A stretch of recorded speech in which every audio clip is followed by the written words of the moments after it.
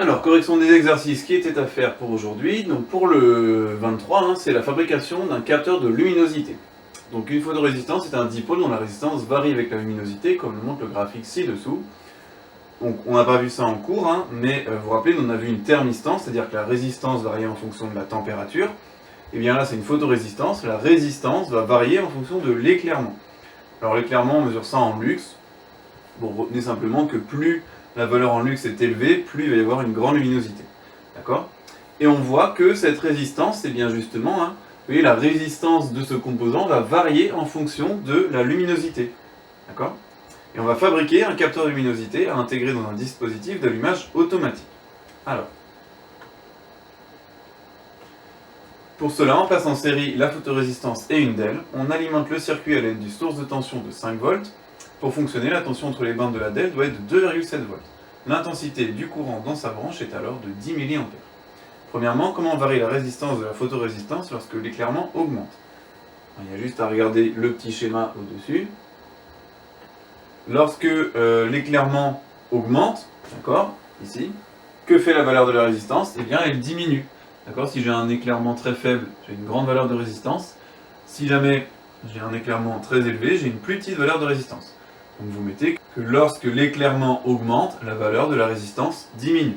Deuxième question, schématiser le montage permettant de détecter l'éclairement et y faire figurer un ampèremètre. Alors du coup, il va falloir mettre vraiment le circuit qu'on nous a décrit ici.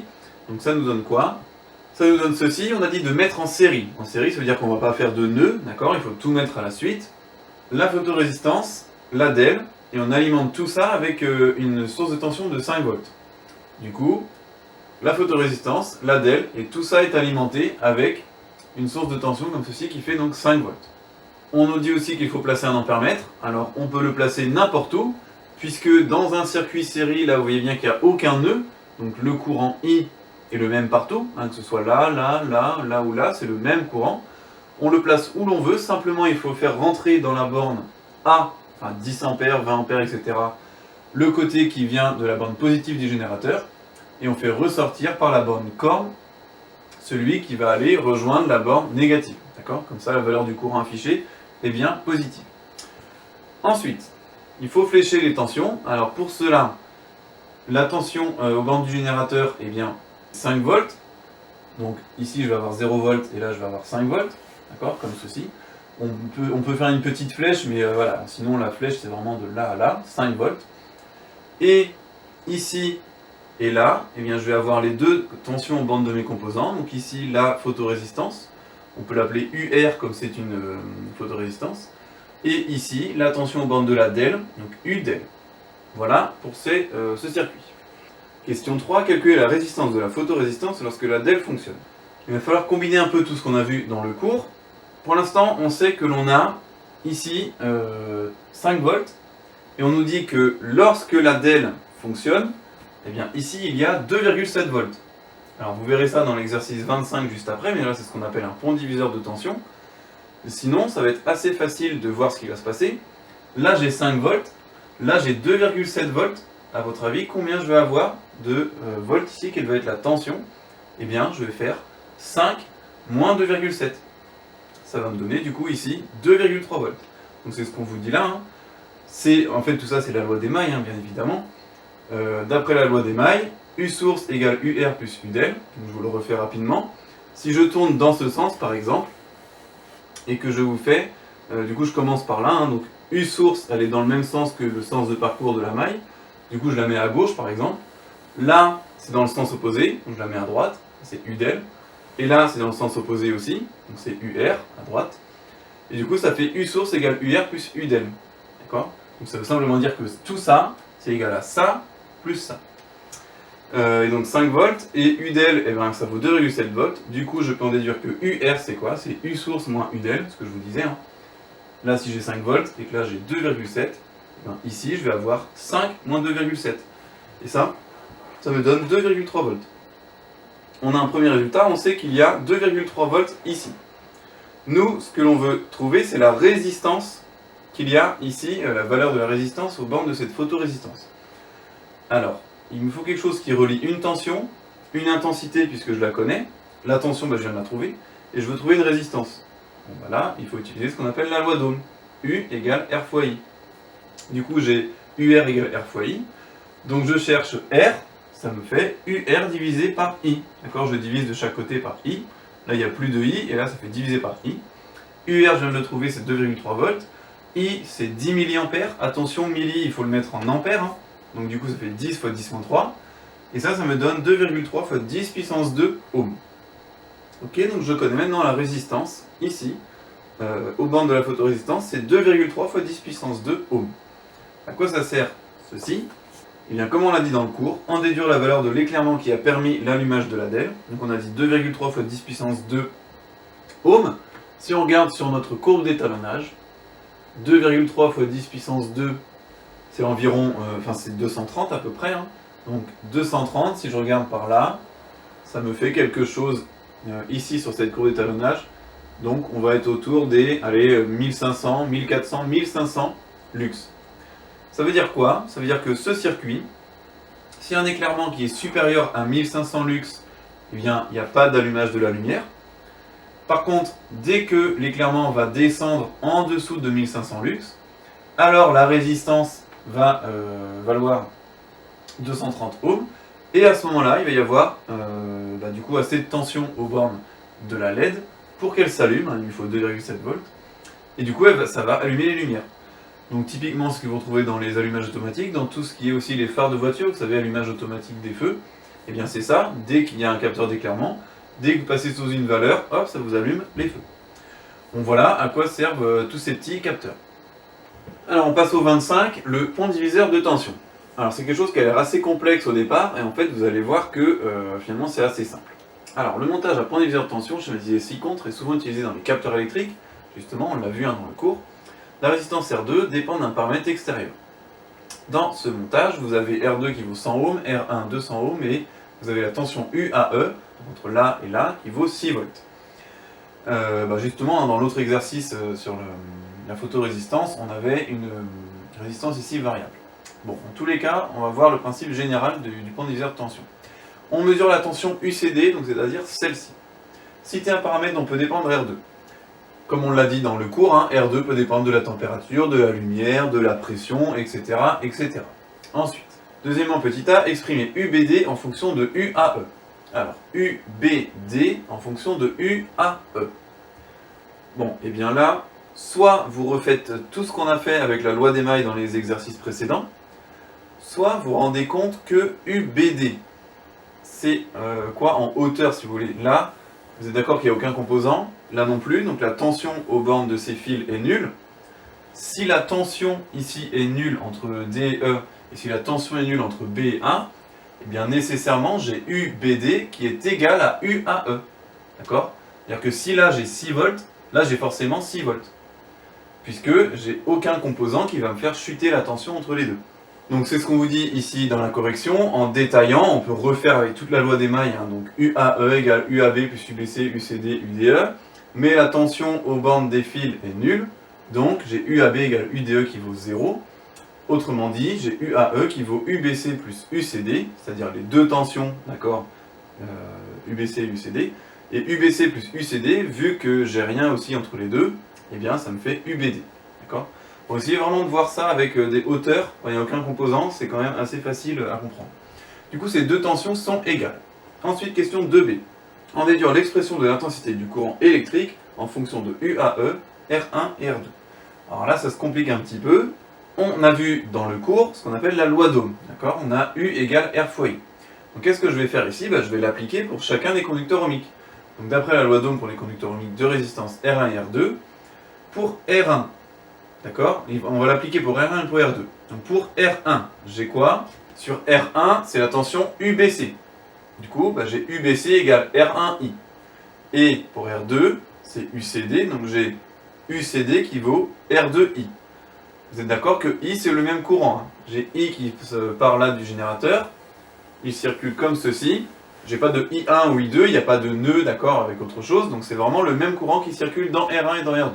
C'est ce qu'on vous dit ici, hein, UBC égale R1I et UCD égale R2I.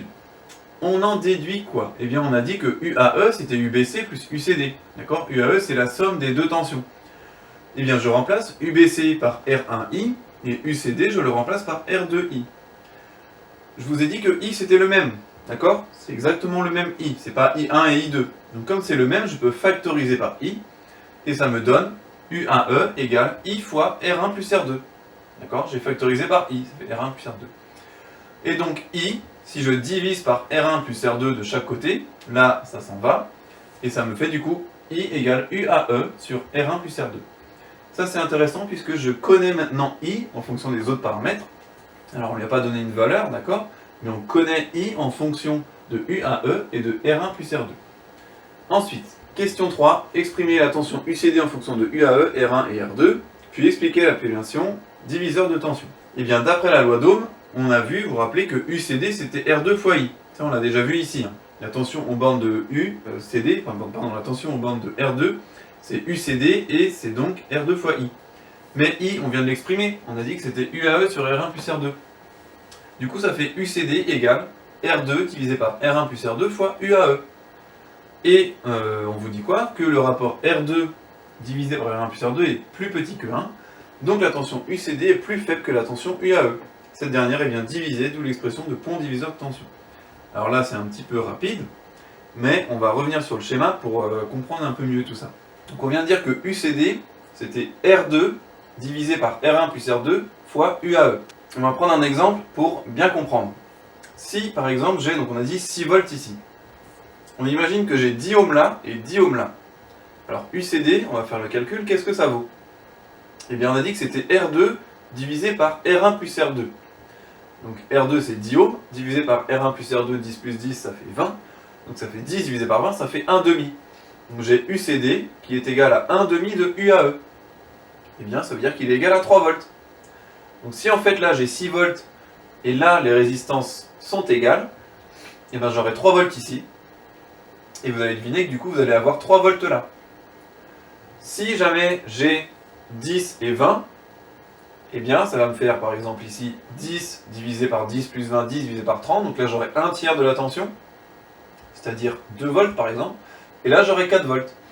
Bref, vous voyez, en fonction de la valeur des résistances, la tension ici initiale va se diviser entre R1 et R2, d'où du coup le nom de pont diviseur de tension. Alors ça c'est très utilisé, par exemple dans les générateurs du lycée, vous savez il y a une touche 12 volts et une autre 6 volts, et bien à l'intérieur vous avez ça. Vous avez 12 volts, et quand vous bougez le sélecteur, 12 volts vous êtes branché sur ces deux fils là, 6 volts on vous branche sur ces deux fils là avec des résistances qui sont égales, et comme ça vous divisez la tension par 2 et vous avez du 6 volts. Voilà pour cet exercice. Dernier exercice, le 27, des oiseaux insensibles. Alors, préparatifs dans le voyage, à l'automne, il n'est pas rare d'observer des oiseaux se regrouper avant de migrer. On les voit régulièrement perchés sur des lignes à moyenne tension, sans pour autant qu'ils s'électrocutent.